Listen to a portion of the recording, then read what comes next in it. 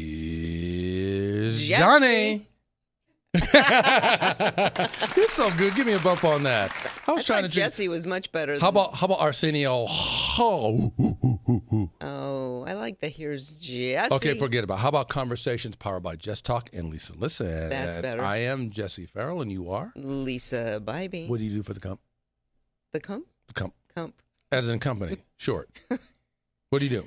VP of Sales and Marketing, success coach, and podcaster, and a few other things, but that's enough to talk about for right now. And you are really good at it, too, and you know this. And what about you? What do you do? I do professional speaking. I do life coaching, success coaching, authored a book or two, and doing the podcast with you. Okay. I call myself a podcaster. Am I working it? Am I working it? Yeah, you are. Let's don't talk long because we got great guests in the house. Yes, we do. Yeah. We're going to introduce that guest, and then we're going to introduce some special information about some cool things that just recently happened, right? Yes. How about you introduce that special guest? Well, today was a very, very exciting day. The start to the day was that you were one of the keynote speakers for the Women Inspiring Women put on by the MGM Resorts Foundation. And they were unbelievable. And you know what? Several women came up crying, came up saying that you touched their lives in ways they've never been touched before. Well, it was actually an incredible experience. It was a half-hour power, and I got to tell you, it flew off like about 2 minutes. And I want to show you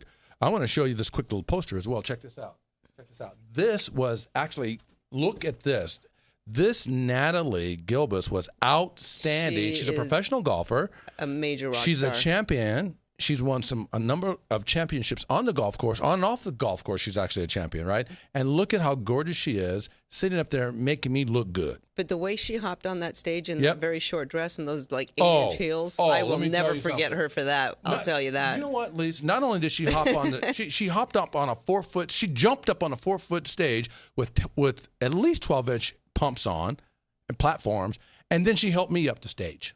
Those weren't platforms. You wear platforms. Those were spiked like dancer shoes. Are you saying the brother's dating himself? I'm feeling Kinda. like okay, fair enough. I'm just calling you. No, it was unbelievable. It was a great program. Women Inspiring Women meant a lot to me because I was actually inspired by a number of great women. My grandmothers, I should say. My two favorite aunts, Helen Harrison, and then Aletha Benjamin, and of course my grandmother is Della Huddleston. And Renee West. And then Jettie B. Smith is also someone. And Judy Berry. Judy Berry was, she absolutely, don't forget Judy, because Judy was bad to the bone, too. All right, well, you know what? Enough about that. Okay, fair enough. We're going to bring on our first very special guest. Bring him on. Mr. Frank Friedlander with Tuffskin. Please share with us and the audience just what Tuffskin is, Frank. Do tell, Frank, what is Tuffskin? Well, thank you, Lisa and Jesse. And first, let me say, it's a pleasure to be here. It's a pleasure having you. It's a pleasure to have you. Welcome. I like good-looking men on my show. Well, there you go. I should say our show. Exactly. Yeah. You know, you're kind of sexy. Is Tuffskin about anything about being sexy? Tuffskin kind of sexy. No, Tuffskin is kind of sexy. Tuffskin is a product that protects marble. Okay. So since the beginning of time, men and women have loved to make countertops out of marble. Yeah. And it is always etched and stained. In fact, Caesar complained about it back in his day. Wow. And now Caesar's Palace is complaining about it. But Caesar's Palace found a solution. They found you at That's Tuffskin. right. And they love Frank. to spec our product, and so do some other places. But basically, we take a beautiful stone top that can be easily etched and turn it into a practical stone top with a Tuffskin laminate coating that we invented, manufacture, sell, and install. Impressive. So you don't lose the beauty and the luster of it all, but you get the protection. Like I wouldn't know it was covered with anything. I would just think it's a nice piece of marble that seems to be unblemished, right? Exactly. Is that the point of it all? It actually adds a little more to it, a little more depth, a little more character to the stone. Would you call that a little something? Maybe we need our stone Tuffskin. What do you think? Yes, tell him. Get it hooked up. Can you get us a discount? Can the brother hook us up? We can work on it, absolutely. You know what? I don't want to hurt your feelings. I know you have to make a profit in that business, but I'm going to need a minority discount.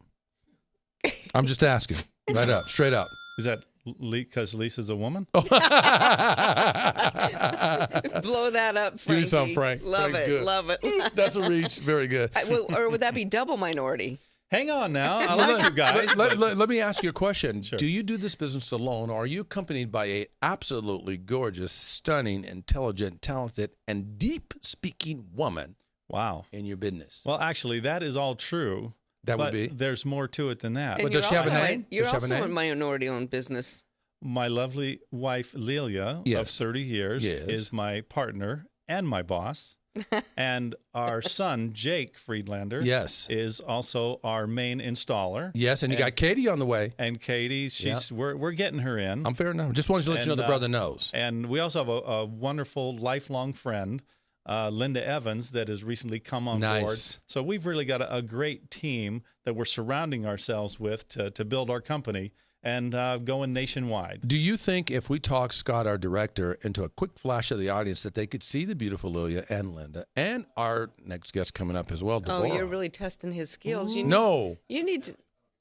No. So, well, you know what? Let's just say It was that a great idea. It was a great idea, but you know what? It was my fault. I should have phoned into the director. Hello. Geez, you're really putting the.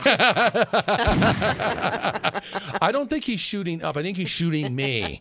I think, Scott, you're shooting me. Thank you, sir. Okay, great recovery. Thank you. Scott's saying this is your last podcast. Okay, no, so that's it's a great company. You do great things, and you do some wonderful things, not just in Vegas. You do things domestically and international as well, or domestically only?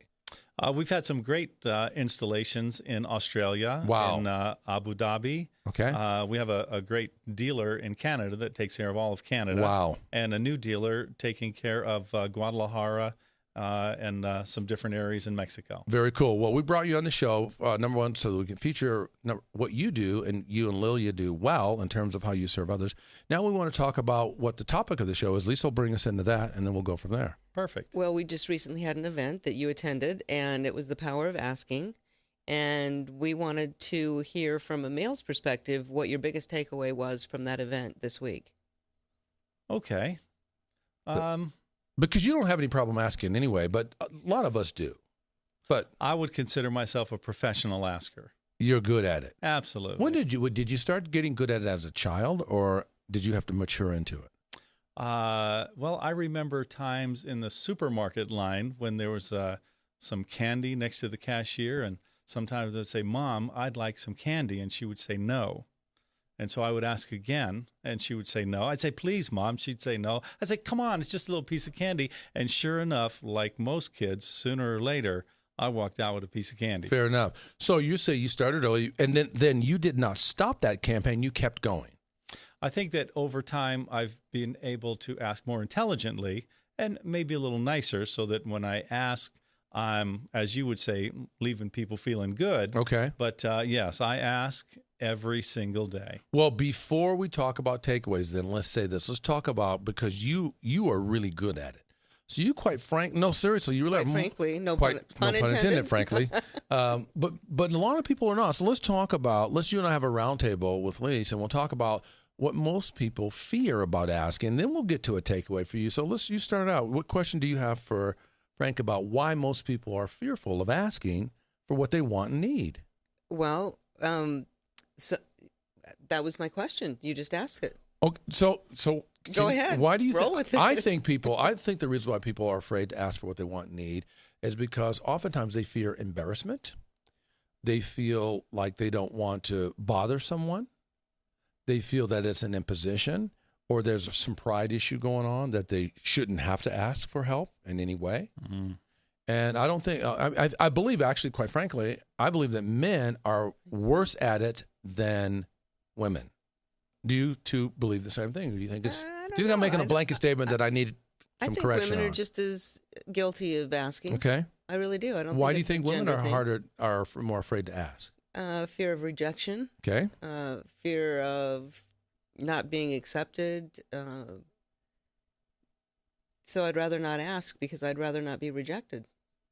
You agree with that, Frank?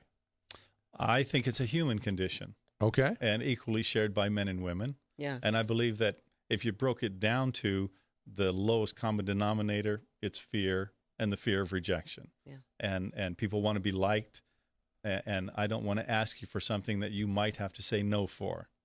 But unfortunately, that's not a good plan for No, it's a getting horrible what plan. you want out of life. Or for what you want for others either. Exactly. Because if you don't ask, you don't.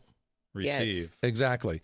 And typically when you ask, people want to give. people do want Right? to give. That is absolutely true. It's giving people an opportunity to do something for you that you don't realize what a blessing it is for them to do something for Absolutely. Yeah, See, well and said. you. People Frank. love to give and receive. absolutely. Well, And a lot of people don't receive well either. I used to be one of those folks. In fact, just recently, would you believe it was just January 15th of this year that I decided to start asking. And before, I was horrible at asking. I hated asking for all kinds of reasons. It was very, very uncomfortable for me both to receive and to ask. I didn't even like asking for a simple physical back scratch just because I didn't want to put someone out because they're reading a book or watching TV or whatever. And the one thing that turned it around for me was Shonda Rhimes in her book. She wrote a book called The Year of Yes because she had her heart problem was saying no all the time. She didn't go out. She didn't go out with friends. She didn't go out with her brothers and with her siblings, I should say. She was saying no to everything. And her sister said, "You always say no to everything," under her breath, and it hurt her feelings. So she wrote a book called The Year of Yes. And so she said, "I'm going to say yes to everything this year." When I read the book, I go, "What's my problem? What do I have a big problem? Where do I need help?" Well, it's asking. I said, "I'm going to start asking this year." So I created a ask campaign to write down 5 asks per day. Which is every single day. Many more than 5 at this point. Yeah. And an example of an ask would be, could I get an assist picking up the dry cleaning? I'd like to ask you for a piece of business. Can I see that you could use some help on the coaching side, or I could see that your company could use some speaking products, and we have speaking products. Would you be willing to allow me to talk to you about how we can help you? Just, I don't know how we Simple, ever run a basic. business without ever asking for what we want and need that actually serves people. And if it wasn't for the book Shonda Rhimes, The Year of Yes, because for us, this is the year of asking. So when you hear that, what do you think about someone that has built a business for 15 years and never asked? I would say if you've just started, your business is about to bloom. Can you say that my hair is on fire? Can you see it? I think it's already gone, my man. Well, and one other point to that, because I put the math to the paper, that if you would have started asking at age 18, At the what was veracity. the dollar? What was the dollar amount based on that smaller dollar amount at the first week, let alone the last 3 weeks? For the month of January, which started halfway through, it would have been 4,300. I'll say 332. If you multiply that from age 18 to age 55, it would have been 135 million. If I had asked with the same veracity, like you did as a kid, I should have met you when we were kids. I think it would have been exponentially even bigger than that. No, I want to be like you though, Frank. You okay with that? We can talk about it. Can you teach me how to ask? Yeah, just ask me. Okay. And I will. we have the infamous Danny who has the show before us. Do it. And she says, if you don't ask, you can be sure that the answer is no. Oh, she's so right about that. That Danny's so smart. Listen, she brings out the heavens. Not only does Danny know that point so well, Danny is spectacular at what she does. She's a specialist in eBay, right? Yeah. Yeah, she does some wonderful things. So she knows how to ask. She is the most brilliant, smartest person I've ever seen that runs an eBay business. She does. Yeah. She's got the passport to success with that. You know what that looks like? Huh. Bam. Here it is. Passport to success. That's Danny. She's good. Cha-ching. Mm-hmm. So, Frank, tell us more about, so when you were at the event, was there a takeaway from what even if you didn't have a takeaway, did you experience something in the Power of Asking event that you were either moved by, marveled by, amused by, anything at all when you were in that event?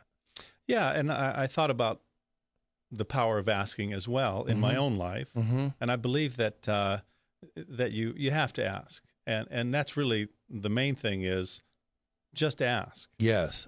When you mature in that, you have to ask intelligently. Exactly. You need to find out the And right it's all person about to timing. ask. Yes. And timing. It is all about timing. In fact, speaking of timing, we're going to make a switch because we're going to bring Deborah on as well. So you make your final point, and we're going to go to a commercial break, and that's going to give us an opportunity to bring Deborah on. But we really wanted you on the program, one for Tuffskin, because we think it's a wonderful product that people should know about because it brings magic and joy in people's lives. But we really want your opinion Because on. he's a master asker. He is a master asker. Don't take that the wrong way, Frank. It's all good. So you close your point on what's the final point that you can make before we make the switch about what you walked away with or saw others walk away with from the Power of Asking Lunch and Learn on March 1st that we just did. Mm-hmm. It was a great event, by the way, and I enjoyed it. It was great to have my son there too to experience what Jake you do. was cool. Jake was cool. He's always cool. Yep. But I guess in business, once you find a prospect that you know can use your service, a great question is, how may I be of service? I like and that gets people thinking, and it's just a great question. It's a question that I use every single day. How can I help? How can I be of service? So what are you? A Tuffskin expert, a wonderful orator with the voice, and a life coach too. Sure. You got the trifecta.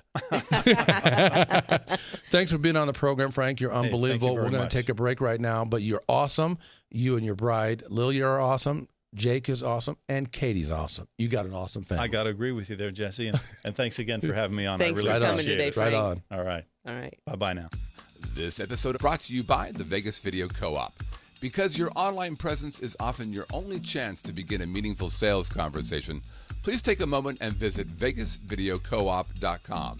Highlight your business, start a talk show, or unleash your genius for a low monthly fee. Use promo code LILV for a special discount to our viewers and listeners. That's VegasVideoCoop.com.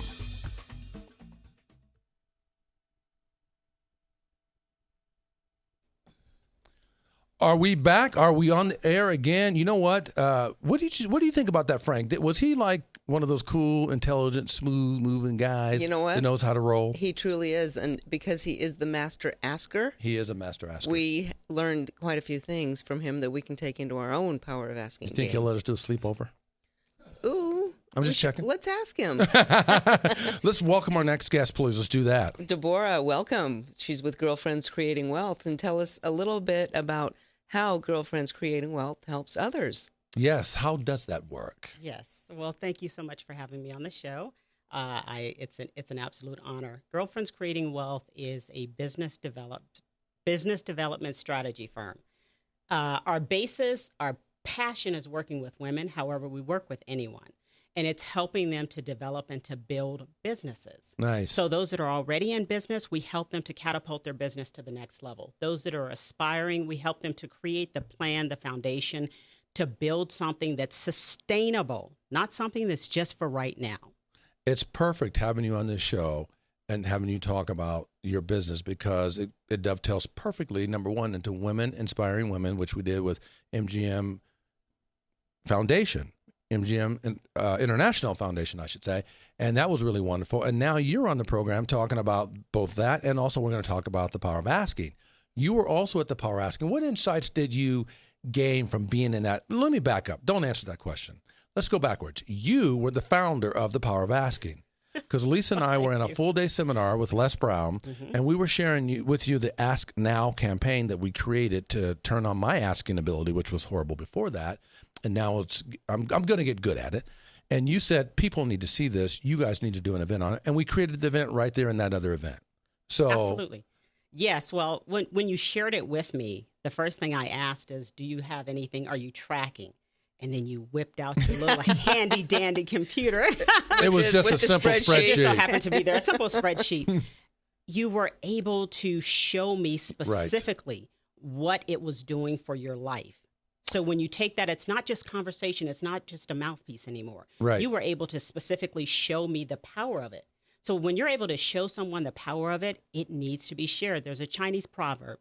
It says, if you have something good, you have a moral obligation to share it I with like the that. world. I like And that. this was something like that that. people needed to know. Only because it got inside of you Yes. when that happened. In fact, so this simple spreadsheet, what it did was it shared, it came with a rule. It's called the 30-12 rule. 30 days per month, 12 months per year. This is the year of asking. Lisa's already good at asking, but I'm the one that needed the improvement, but it's the year of asking. And so I have to ask 5 asks per day. He had a great role model in front of him, Fair but it enough, only but- took him 10 years to get it. That's okay. He was blind. Whatever. I got it. Whatever. So 30 days, okay, and 12 months. And so then I showed the first column is how many, is it one ask or two asks? And then who am I asking? And the next column, why am I asking that? The next column, what is their answer? And what is the value of that ask? And what are the results? And I can tell you right now, at tracking from mid-January, all of February, and where we stand in March here on the 3rd here, it's about a 90% yes ratio. But what, Jess, was it that motivated you to even do the ask? Well, it was Shonda Rhimes, really, in the book that I mentioned earlier. I thought it was the IRS. Yeah. I don't want to talk about that on this program. It was a tax bill that was so large that I don't want to say with a lot of zeros that we owed, and it was like, where is it going to come from? She's right. That was the number one motivator, as well as what I'd learned from Shonda Rhimes. Yeah. It was having a big tax consequence that I couldn't pay.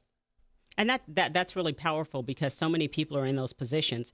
And if they actually took their mess and turned it into their message, and they actually they learned how to take those things that are hindering them, that's holding them down. Whereas most individuals, if they weren't, the power team that the two of you are, they would have actually went into a corner and cried and woe is me and everything else. That's where a lot of people go. You took that and you turned it around. But I cried in the hallway going down to the office to figure it out. But my baby brother Tony Farrell helped. He gave me a loan that I never borrowed money from my family members at all. My sister Cherie Hunter gave me a loan. My sister Pam Farrell and her daughter Jonte White, they gave me a loan. So I started asking. I have a dear friend. I asked him for a couple $1,000s. He gave me $3,000 loan. I go, wait a minute, this asking is getting pretty good. So then I began to ask my clients. I began to ask prospects, and this thing started growing exponentially. And we don't want to talk about the numbers here. We want to get into more about Deborah. But to Lisa's point, the catalyst was having this crisis moment and no solution for it. And so I had to look inside of me. What was broken in me that was help creating this? Yeah, absolutely. And that's truly powerful. And like I said, with most people, they would have just kind of given up. Why do you think most people don't ask? We asked Frank, but why do you think? I think most people don't ask primarily because of fear. They fear that rejection. I agree. Our society fails to train individuals and to teach us that failure is a part of the success journey. Therefore, whenever we fail, we think something is wrong. We think that we've done something wrong. There's something wrong with us, when instead there's something right with us. Absolutely. The more failures you have, the more opportunities for success. The fewer failures, then the fewer opportunities. So you need to fail your way to success. Fail your way to the top. Fail forward, like John Maxwell says. Absolutely, right to the top. If you need a second gig, we need a new life coach. You could be it. Well, thank you. How can people, I'm going to ask both ladies, how can people shift their lives by becoming a major asker like a Frank Friedlander?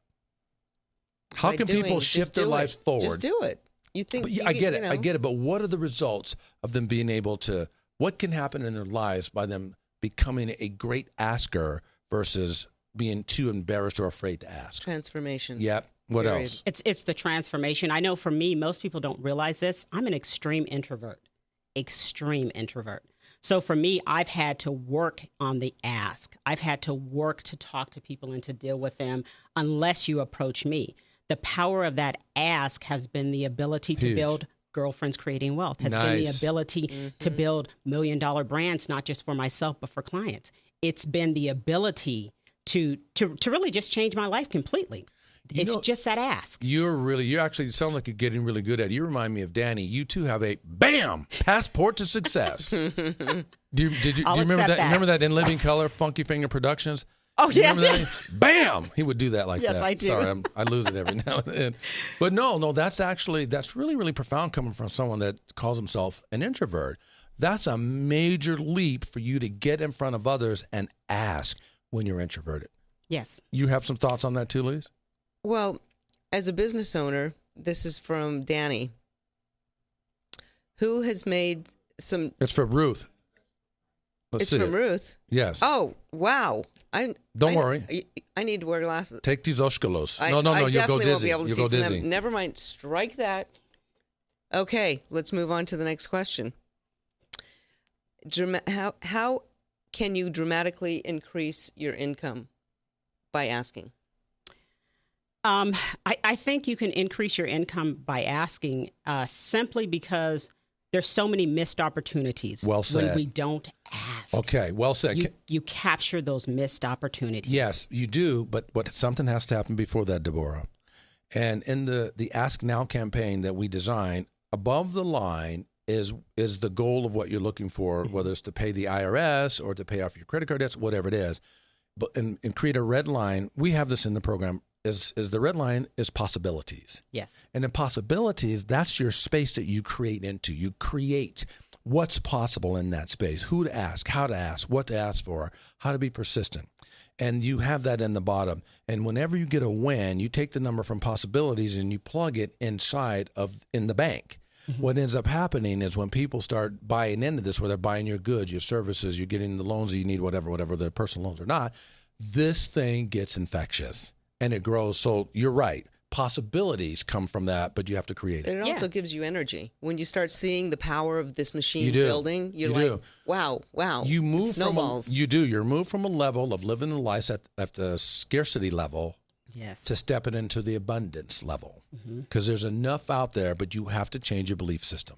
You absolutely have to. You agree? And that's the foundation of it, is the belief system and taking something and practicing it. And the 30 days is really significant just because, as both of you already know, it takes 21 days to create a new habit. Right. So after that first 21 days, things get easier. Then you go into that second 21 days. So there's power in each of those 30-day periods that you're looking at. So by month 3 and by month 4, you might be like Lisa over here. I'm doing 30 days times 11 and a half. I want you to see me at Christmas time and see how I'm feeling about myself. I look forward to it. I got a little too much energy here. No, this was really good. What was your takeaway from being at the Power of Ask event on March 1st? Because you were there with Frank as well. Yes, I had a couple of takeaways. The first takeaway that I had was when I sat with you, the only thing that I equated this to was to business. And in going through the program and seeing how you guys were utilizing it, I got to see how it would be beneficial in all parts of my life. In all parts of, we had a room full of primarily business owners and high-level executives. Yes. But this program, this program is not just for those individuals. No. It's for everyone. Yeah. It's for the man that wants to ask for the date. Yes. It's for the kid that needs to ask for the Game Boy. Yes. It's for whatever you're wanting the day off. Whatever you're wanting in your life. The raise. Whatever you're wanting and needing.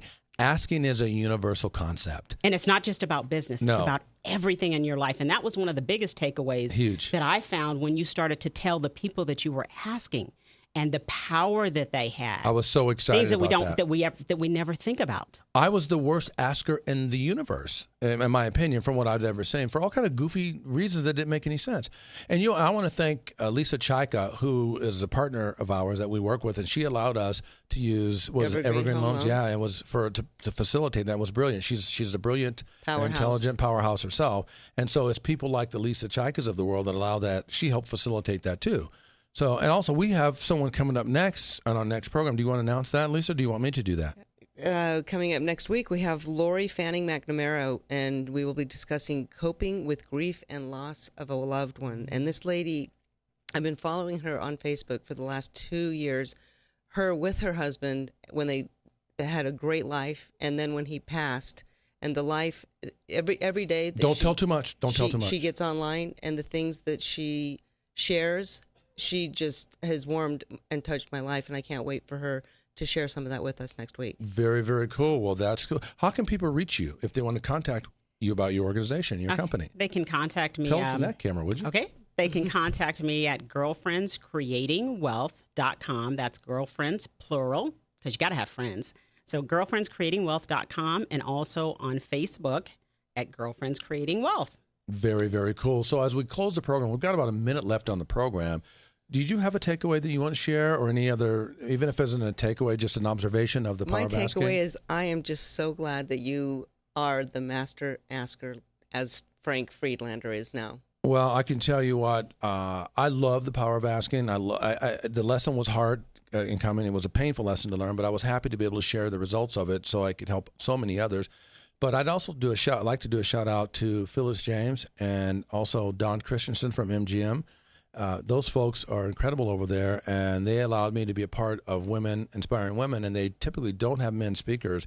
They have typically female speakers, and we had an incredible offering for them. And that's what you call diversity. Yes, diversity.